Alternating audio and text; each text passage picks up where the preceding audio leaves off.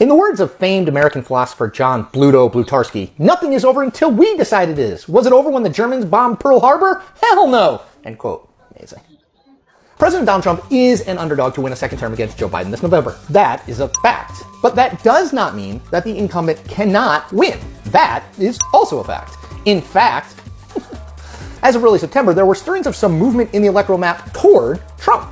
Or at least signs that the political freefall he's been in for months has finally ended. So the big news came out of the Cook Political Report, one of the preeminent political handicapping services in the country, which moved 2 states, Florida and Nevada, in the president's direction. Florida moved from lean Democrat to toss-up, while Nevada went from likely Democrat to lean Democrat. Quote, Biden's electoral college lead has narrowed to 279 to 187 for Trump, wrote Cook's Amy Walter of The Moves, adding, earlier this summer, Biden held a 308 to 187 lead, end quote. Now, around that same time, The Economist updated its own electoral model, writing this. Quote, in early June, The Economist published its own statistical forecasting model for this November's presidential contest to guide such handicapping. Back then, it gave Donald Trump, at best, a 1 in 5 chance of winning a second term. But by July, as unrest and the coronavirus ravaged the nation, his odds had slumped to as low as 1 in 10. There they stayed until the middle of August. Now, our model shows Mr. Trump has clawed back a sizable chunk of support, end quote. It's interesting, right?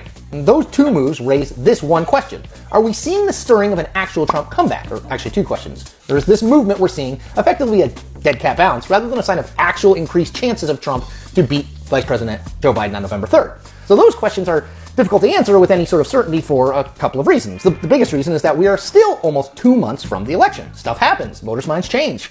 You get the idea. And that's especially true given the vast uncertainty surrounding, well, everything these days. The country is still in the grips of a pandemic that is projected to kill more than 400,000 Americans by the end of 2020. We're also in the middle of a national conversation about race that has sparked protests, both peaceful and violent, all over the country. In short, the last 2-ish months before an election, a presidential election, are always chaotic and somewhat unpredictable. That goes quadruple or maybe even quintuple for this election. But simply because we can't say anything definitive about where this all ends up doesn't mean we can't say anything about this latest movement that looks to be for Trump. And what we can say is this. These latest developments in the electoral map look like a sort of return to normalcy in the electorate, as opposed to any major movement in Trump's favor. Think of it this way. The electorate here is like this rubber band.